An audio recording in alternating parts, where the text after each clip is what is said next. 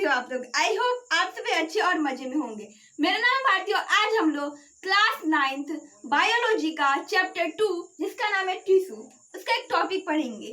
उस टॉपिक का नाम है कनेक्टिव टिश्यू। देखिए, हम जानते हैं कि एनिमल टिश्यू का एक टॉपिक है कनेक्टिव टिश्यू, और कनेक्टिव टिश्यू बहुत सारे उनके टाइप्स हैं। इस टाइप्स को हम लोग बेसिकली 3 पार्ट्स में क्लासीफाई करते हैं। ये जो कनेक्टिव टिश्यू है इसको 3 पार्ट्स में क्लासीफाई किया गया है। फर्स्ट होता है फ्लूइड, सीटी लिख देती हूँ, सीटी मतलब कनेक्टिव टिश्यू। सेकेंड होती है dense connective tissue, dense connective tissue. और हमारा थर्ड जो होता है वो होता है प्रॉपर कनेक्टिव टिश्यू। क्या होता है?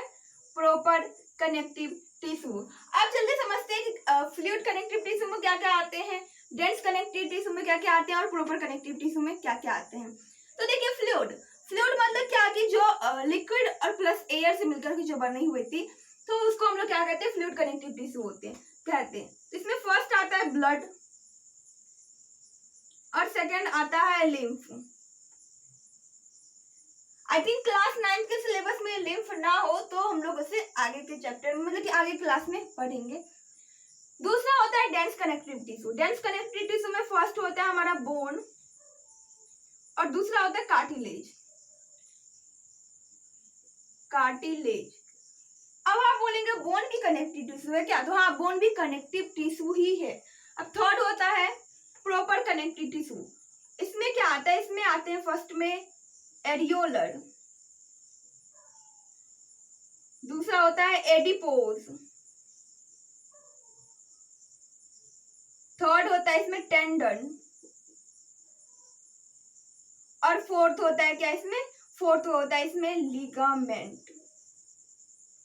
क्या क्या होता है? पहले इसमें एरियोलर, फिर एडिपोज, फिर टेंडन और फिर होता है लिगामेंट। तो हम सबसे पहले समझते हैं कि ब्लड क्या होता है, ब्लड कनेक्टिव टिश्यू क्या होता है। हम जानते हैं कि हमारे बॉडी में अगर यहाँ खरोंच लगती है तो यहाँ से ब्लड निकलती है, पाँव में कहीं खरोंच लगती है वहां से भी ब्लड निकलती है, सिर में कहीं लगता है तो वहां से भी ब्लड निकलती है। मतलब कि ये जो ब्लड है ना वो पूरे बॉडी में फैली हुई है, पूरे बॉडी में क्या है? ये फैली हुई। अब ये जो ब्लड होता है ना इसके भी बहुत सारे टाइप्स क्या है? मतलब कि ब्लड में भी बहुत कुछ होता है। अब जैसे देखो इसमें क्या क्या होते हैं। इसमें होता है पहले प्लाज्मा, दूसरा इसमें होता है क्या? आरबीसी, डब्ल्यूबीसीएस, फिर क्या होता है इसमें? प्लेटलेट्स, फिर होता है इसमें सेरम। देखो, प्लाज्मा प्रोटीन कार्बोहाइड्रेट रहते हैं। फिर होता है RBC, red blood corpuscles, red blood cell, जो कहना है कह सकते हैं। अब देखिए आरबीसी का क्या काम होता है। आरबीसी क्या करता है कि ब्लड में ऑक्सीजन को लेकर के जाता है और साथ ही साथ हमारा जो फूड होता है या कह सकते हैं जो लास्ट एटीपी बनता है उसे भी वो कहाँ लेकर जाता है? ऐसी जगह पर जहां उसकी जरूरत होती है।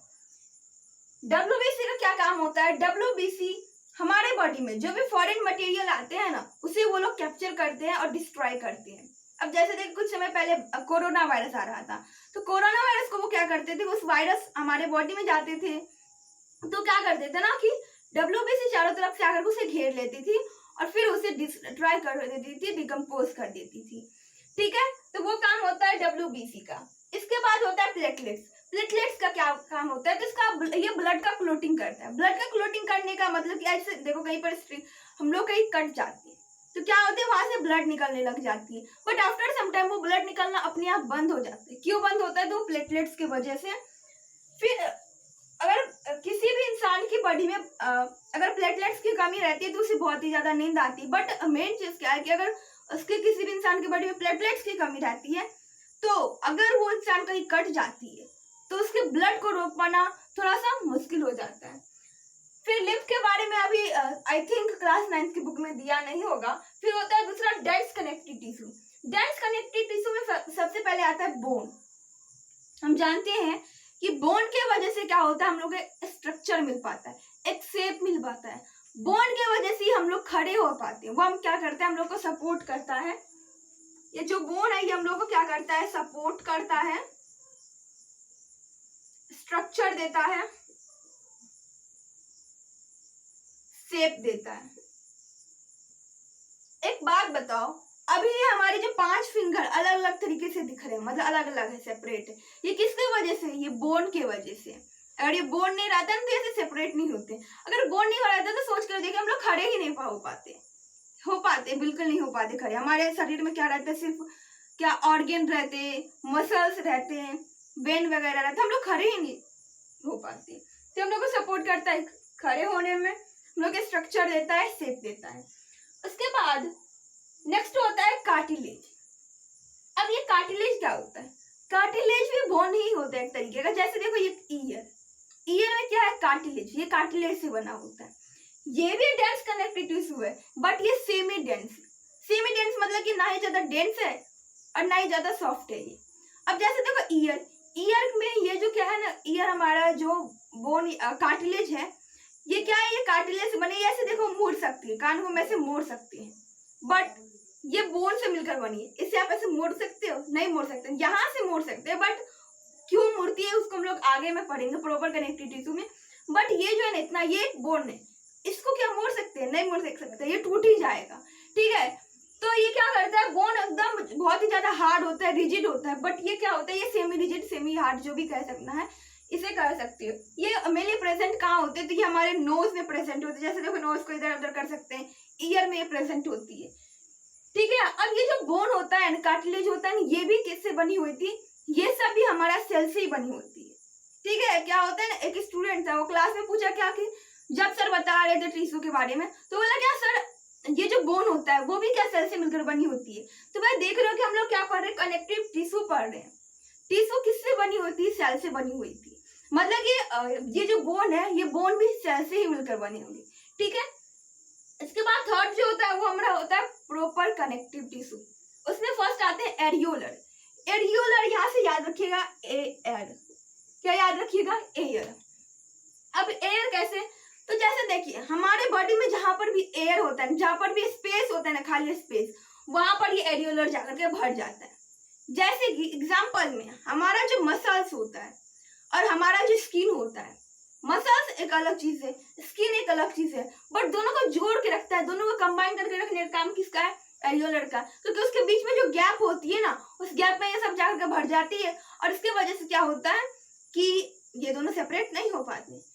इसके बाद दूसरा होता है एडिपोज। एडिपोज पर यहाँ पर याद रखिएगा फैट। क्या याद करके रखना है? फैट याद करके रखना है। ये क्या होता है? ये हमारे स्किन के अंदर जाकर जमा होता है। अब ये हमारा स्किन है, स्किन के अंदर में जाकर क्या जमा हो जाता है?